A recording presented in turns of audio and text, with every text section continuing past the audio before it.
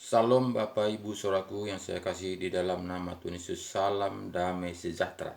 Di mana pada pagi hari ini kita masih bisa tatap muka. Ini semua bukanlah kekuatan kehebatan kita, tapi karena Tuhan sangat mengasihi kita. Dari itu kita sudah dibanguni pada pagi hari ini. Dan Tuhan masih memberikan kita kesempatan. Jadi Bapak Saudaraku, mari terlebih dahulu kita mengucap syukur kepada Tuhan. Ya Bapa kami yang baik di dalam kerajaan sorga, kami mengucap syukur kepada Engkau Tuhan, di mana Tuhan Yesus, Engkau telah membimbing, menuntun, menyertai, melindungi, menyelamatkan kami pagi, siang, sore, bahkan di malam hari tadi kami tidur nyenyak, dan di pada pagi ini sudah bangun dan siap lihat. Itu semua kami rasakan oleh tuntunan penyertaan perlindungan-Mu. Terima kasih Bapa, kami hanya bisa bersyukur atas semua kebaikan-Mu Tuhan, sehingga kami bisa merenungkan firman-Mu di pada pagi hari ini. Baik juga Bapa, di mana juga saudara kami, Bapak Ibu saudara kami di pada pagi hari ini yang bisa memutar video ini, kami percaya Bapa Engkau tetap campur tangan, Engkau berkarya, sehingga betul-betul Bapa kami kembali kepada firman-Mu, menjalankan seturut dan kehendak-Mu Tuhan Yesus. Terima kasih Bapa, terima kasih, syukur haleluya Tuhan. Di dalam nama Yesus kami berdoa dan bersyukur, haleluya, haleluya. Amin. Shalom Bapak Ibu Saudaraku yang saya kasih dalam nama Tuhan Yesus. Salam damai sejahtera di mana juga berada Bapak Ibu Saudaraku sekalian di pada pagi hari ini. Semoga semuanya baik-baik saja dan tetap kita bersyukur kepada Tuhan di mana di pada pagi hari ini kita masih bisa tatap muka. Jadi itu semua Bapak Saudaraku bukanlah kekuatan kehebatan kita, tapi karena Tuhan sangat peduli kepada kita. Karena kita tahu Tuhan, Bapak Ibu Saudaraku, kita tidak bisa menambah sedetik pun nyawa kehidupan ini. Jadi semuanya itu karena penyertaan pelindungan Tuhan. Jadi Bapak Saudaraku, marilah kita kembali kepada Alkitab. Karena tanpa kita kembali kepada Alkitab, kita tidak akan mendapatkan titik temunya. Kita hanya ikut-ikutan saja. Kita hanya dengar-dengaran saja, tapi tidak ada kepastian. Tapi jika kita kembali kepada Alkitab, kita undang Roh Kudus masuk dalam hati kita, kita akan dimateraikan dengan Roh Kudus. Kita akan dijamin menjadi milik Allah. Jadi Bapak Saudaraku, itu tidak gampang. Tidak gampang secara daging. Makanya banyak manusia pada saat ini hanya Kristen keturunan, Kristen ikut-ikutan, Kristen organisasi, bukan Kristen pertobatan. Tapi Tuhan mau kita ini Kristen pertobatan. Kristen artinya pengikut Kristus. Jadi Bapak Saudaraku yang saya kasih, apakah bisa? Tentu bisa. Jika kita menanggalkan kedagingan kita, kembali kita mengundang Roh Kudus masuk dalam hati kita, tentu bisa. Karena Tuhan mengatakan, kita buka Alkitab kita, Yohanes 14. Yohanes 14 ayat 15 mulai katanya begini. Jikalau kamu mengasihi aku, kamu akan menuruti segala perintahku. Jadi Bapak Ibu Saudaraku, Tuhan Yesus mengatakan, jikalau kamu mengasihi aku, kamu akan menuruti perintahku. Jadi Bapak Ibu Saudaraku yang saya kasih dalam nama Tuhan Yesus banyak mengatakan, menjawab pada saya, Yesus bolehlah, dia kan tidak kawin, dia kan tidak punya anak, dia kan tidak punya istri. Dia mengatakan seperti itu.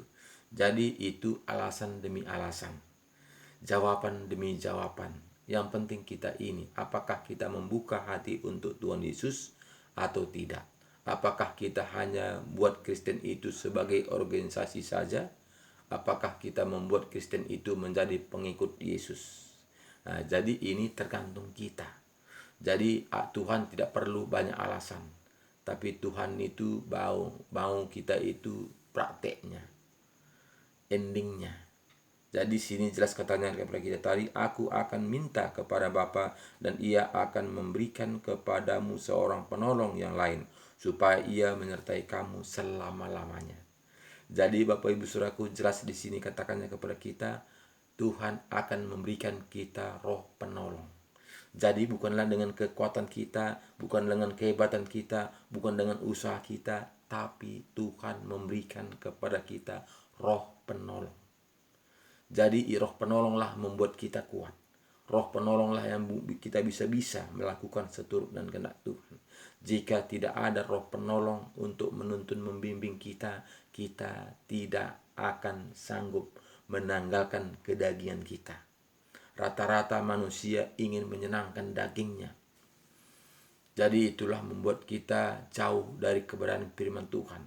Karena apa? Karena jika kita mengikuti firman Tuhan ini, melakukannya taat dan setia, harus kita menanggalkan kedagingan kita. Jika kita tidak menanggalkan kedagingan kita, tentu kita tidak sanggup. Makanya banyak orang-orang tua kita melihat, Pung, jangan merokok lagi ya Pung ya, karena paru-parunya ini sudah keropos ini. Jadi apa jawab orang tua itu? Dia katakan, aku lebih baik tidak makan daripada tidak merokok, dia mengatakan. Jadi itu sangat betul Bapak Saudaraku. Memang dengan kekuatannya dia tidak mampu, dengan akalnya dia tidak mampu, dengan kegigihannya dia tidak mampu. Tapi kalau kita meminta tuntunan Roh Kudus akan memampukan kita. Roh Kudus akan menyertai kita. Roh Kudus akan memberikan kita kekuatan. Jadi Bapak Saudaraku, seringkali kita ini menjadi orang Kristen yang mau kita pakai adalah logika kita. Yang kita pakai adalah pikiran kita. Yang kita pakai adalah kemampuan kita. Kita tidak akan mampu. Jika tidak Roh Kudus yang mengubahkan kita, kita tidak akan mampu. Jadi Bapak Saudaraku, jelas dikatakannya tadi ayat 16 mengatakan kepada kita, aku akan minta kepada Bapa dan ia akan memberikan kepadamu seorang penolong yang lain, supaya ia menyertai kamu selama-lamanya, yaitu Roh kebenaran. Dunia tidak dapat menerima dia, sebab dunia tidak melihat dia dan tidak mengenal dia. Tetapi kamu mengenal dia, Sebab ia menyertai kamu dan akan diam di dalam kamu. Jadi jelas Bapak Saudaraku, kita mampu bukan karena kekuatan kita. Kita bisa bukan karena kegigihan kita, tapi karena ada Roh Kudus memberikan kita mampu, memberikan penolongan kepada kita. Jadi Bapak Saudaraku, marilah undanglah Roh Kudus masuk dalam hati kita. Kita baca Alkitab, kita lakukan taat dan setia, kita undang Roh Kudus sehingga firman yang kita baca dibukakan rahasia kebenaran firman Tuhan. Jika kita baca saja, kita tidak akan mengerti. Kita tahu apa isi Alkitab ini, tapi kita tidak mengerti tujuannya, apa rencana Tuhan dalam kehidupan kita. Tapi jika kita undang Roh Kudus masuk dalam hati kita, kita akan mengerti, kita akan diajari, kita akan dituntun, kita akan dibukakan rahasia-rahasia kebenaran firman Tuhan. Karena Alkitab ini selalu baru. Jadi Bapak Saudaraku, buka Alkitab ini bukannya seperti kita membuka buku-buku yang lain, tapi tampil beda. Jadi Bapak Saudaraku yang saya kasih di dalam nama Tuhan Yesus, di sini katanya tadi kepada kita, yaitu Roh kebenaran. Dunia tidak dapat menerima dia, sebab dunia tidak melihat dia dan tidak mengenal dia. Tetapi kamu mengenal dia, sebab ia menyertai kamu dan akan diam di dalam kamu. Jadi masalahnya sekarang ini Bapak Saudaraku, apakah kita sudah mengenal Roh Kudus itu? Apakah sudah bekerja dalam diri kita? Apakah kita hanya menyebut-nyebut saja? Apakah kita hanya membaca saja? Apakah hanya kita percaya saja? Jadi jika kita belum dimateraikan dengan Roh Kudus Bapak Saudaraku, tentu kita pakai logika kita. Tentu kita pakai pikiran kita. Tentu kita pakai akal kita. Jadi inilah perbedaannya Bapak Saudaraku, jika kita sungguh-sungguh menyerahkan diri kepada Tuhan, kita undang Roh Kudus masuk dalam hati kita, dialah akan yang memerintahkan kita. Jadi jelas di sini tadi katanya kepada Bapak Ibu Saudaraku, aku tidak akan meninggalkan kamu sebagai yatim piatu, aku datang kembali kepadamu. Jadi Bapak Ibu Saudaraku yang saya kasih di dalam nama Tuhan Yesus, semua kita orang Kristen memperingati kenaikan Tuhan Yesus. kita tahu bahwa Yesus tidak lagi ada di dunia ini. Semua orang Kristen itu mengetahuinya. Tapi masalahnya sekarang ini, apakah kita mau melakukan firman Tuhan ini? Apakah kita mau mempraktekkan firman Tuhan ini? Apakah kita sudah mau bertobat kembali kepada Alkitab? Apakah kita hanya mengikuti ajaran-ajaran manusia? Apakah kita hanya mau mengikuti ajaran turun-menurun? Jadi masalahnya itu, Bapak Saudaraku. Bukan asal Kristen. Bukan asal kita mengatakan aku opungkum sudah Kristen. Bukan seperti itu, Saudaraku. Kristen itu tidak menjamin keselamatan kita. Yang menjamin yang melakukan taat dan setia. Jadi banyak saat ini, Bapak Saudaraku, bahkan saya melayaninya, katakannya saya sudah orang Kristen. Saya tidak perlu dilayani lagi. Layanilah yang tidak beragama Kristen. Dia mengatakan, saudaraku. Kenapa? Karena dia sudah yakin dia selamat walaupun tidak melakukan firman Tuhan. Karena apa? Karena Yesus sudah disalib di kayu salib. Dosa kita sudah ditebus dengan darahnya. Kita sudah dibayar lunas. Dari itu dia merasa sudah diselamatkan.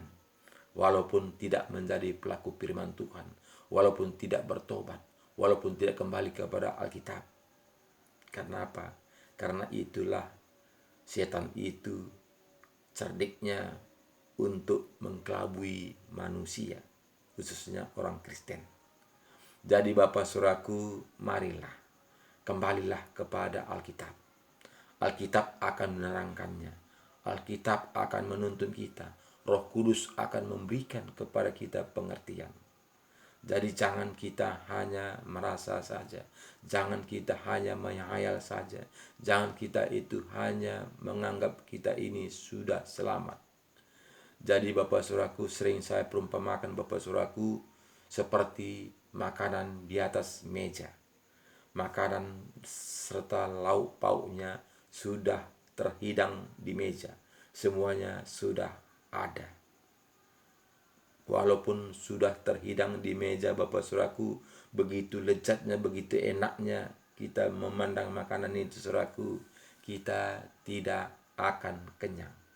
Jika kita tidak ambil piring kita, kita taruh ke piring kita makan ke mulut kita, tentu kita tidak kenyang. Jadi berarti kita harus bekerja, harus berbuat.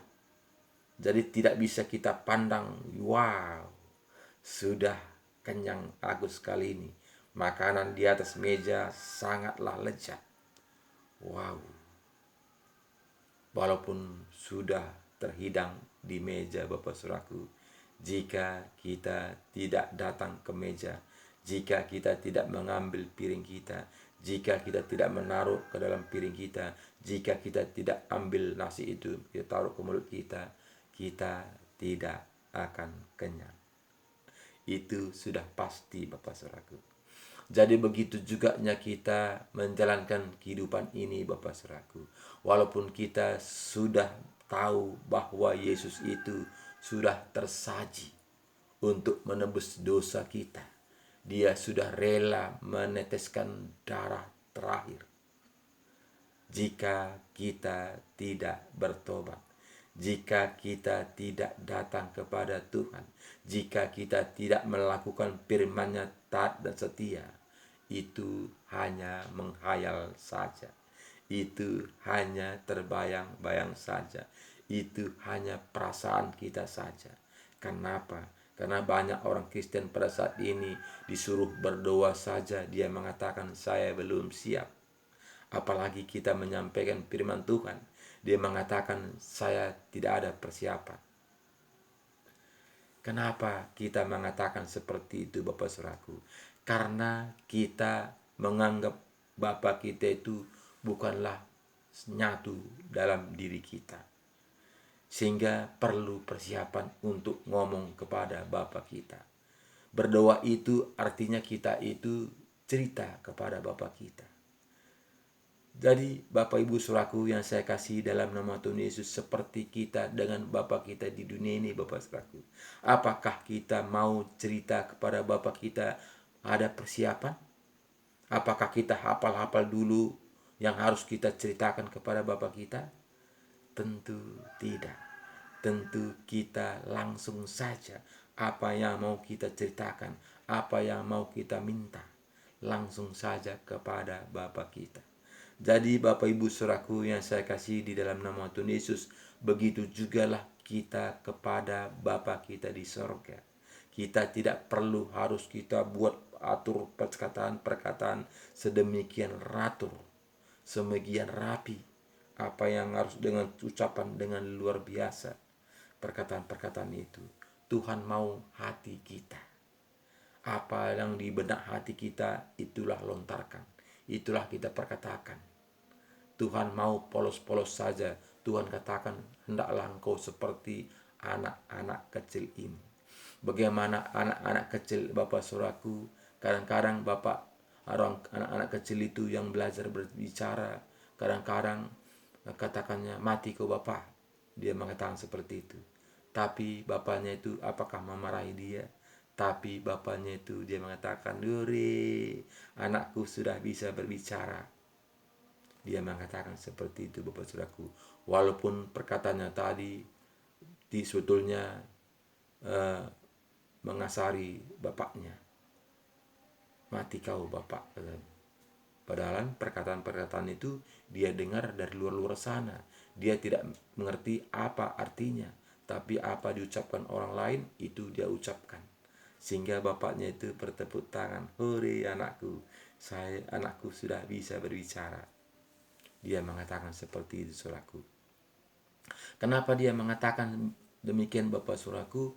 Karena bapaknya itu tahu siapa dia, siapa anaknya ini, sehingga dia tidak marah, sehingga dia tidak emosi.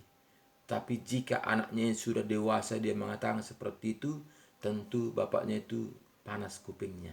Kenapa? Karena anaknya itu sudah dewasa, sudah mengerti buruk dan jahat, sudah mengerti kejahatan baik atau tidak. Nah, jadi Bapak Saudaraku, kita ini tidak harus kita mempoles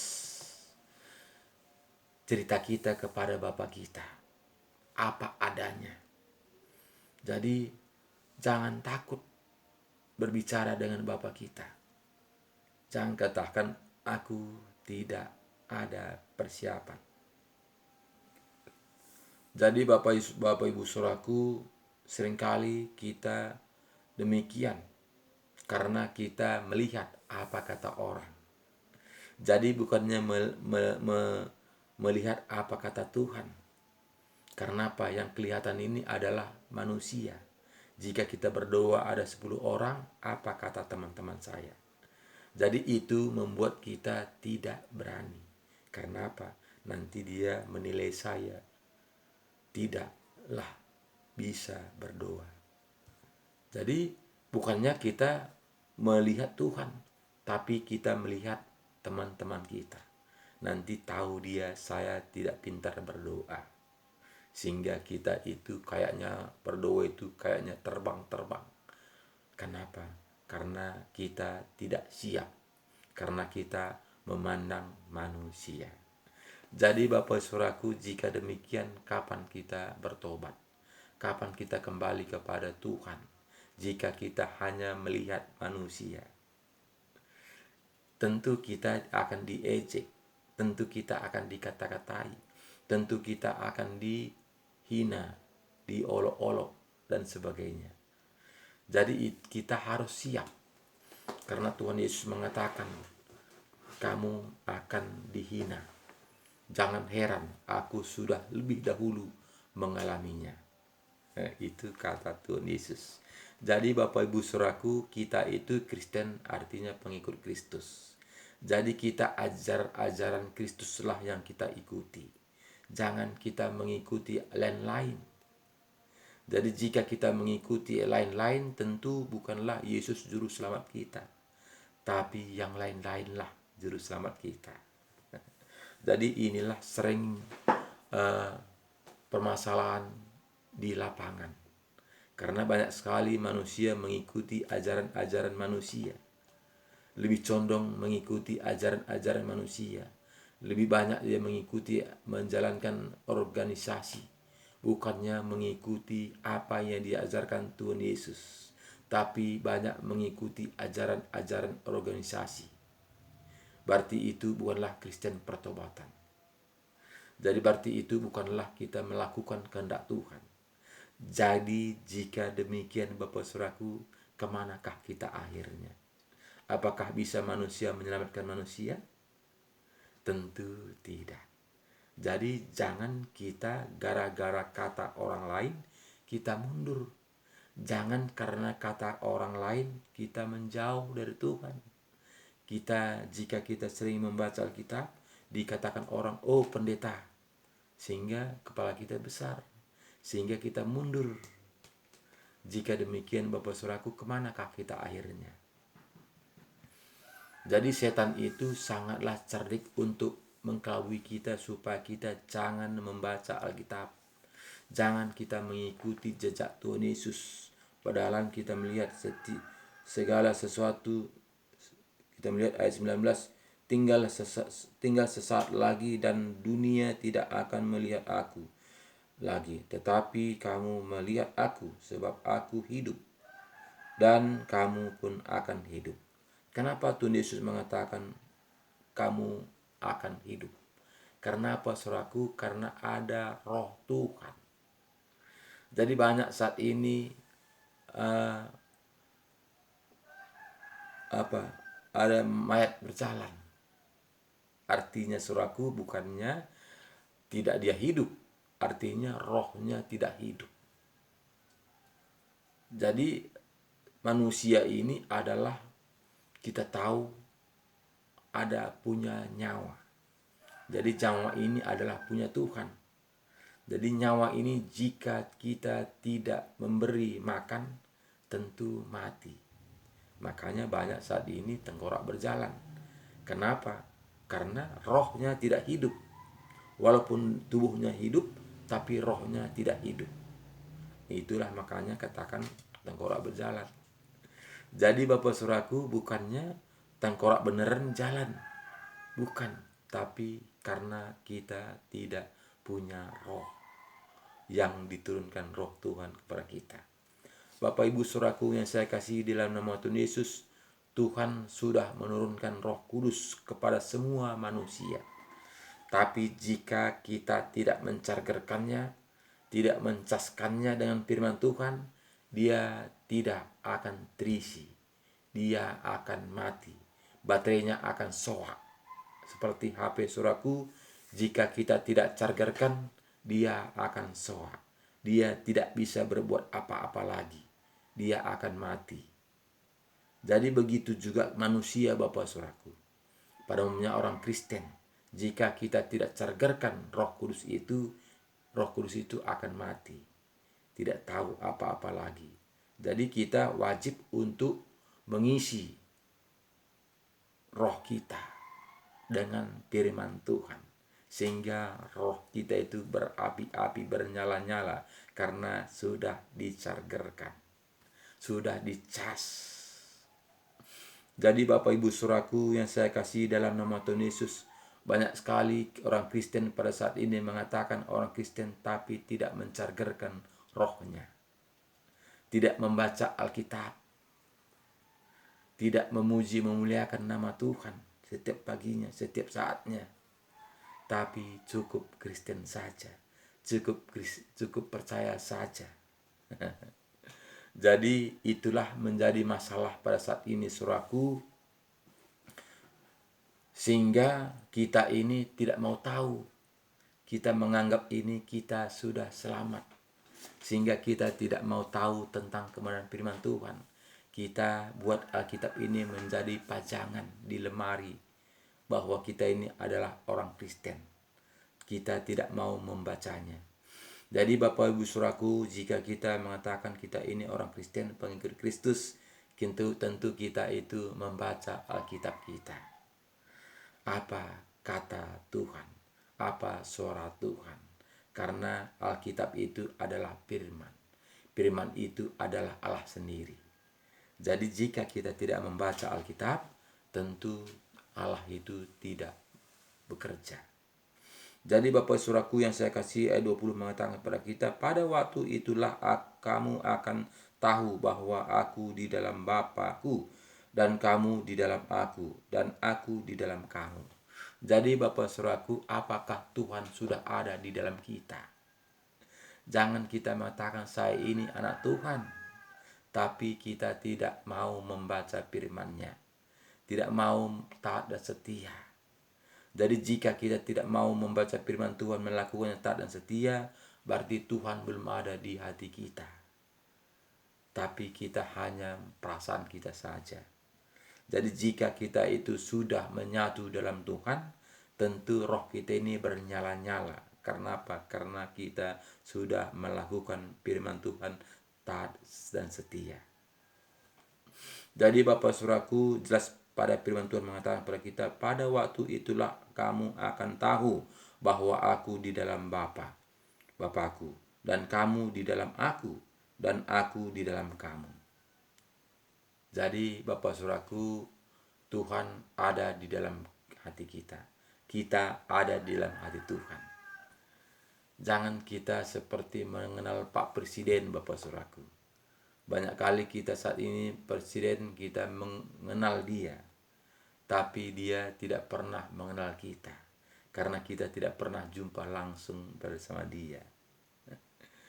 Karena banyak saat ini katakan, saya kenal presiden, dia mengatakan, tapi tidak pernah jumpa tatap muka dengan Pak Presiden. Jadi kita hanya merasa saja kita mengenal Pak Presiden, tapi Pak Presiden itu belum mengenal kita. Jadi di sini kita harus menyatu. Tuhan mengenal kita, kita mengenal Tuhan. Kita itu menyatu. Artinya kita membaca firman-Nya, karena firman Tuhan ini adalah Tuhan sendiri. Jadi inilah sering yang kita alami di lapangan ini. Kita mengatakan saya ini orang Kristen, tapi tidak membaca firman-Nya, tidak melakukan seturut dan kehendak-Nya. Jadi jelas di sini tadi katakannya kepada kita Bapak Ibu Saudaraku, barang siapa memegang perintahku dan melakukannya, dialah yang mengasihi aku, dan barang siapa mengasihi aku, ia akan dikasihi oleh Bapakku, dan aku pun akan mengasihi dia dan akan menyatakan diriku kepadanya. Jadi Bapak Ibu Saudaraku, kita sudah menyatu. Jika kita sudah menyatu, tentu tidak lagi ada masalah. Kenapa? Karena Tuhan beserta kita, kita beserta Tuhan. Jadi kita tidak lagi takut. Kenapa?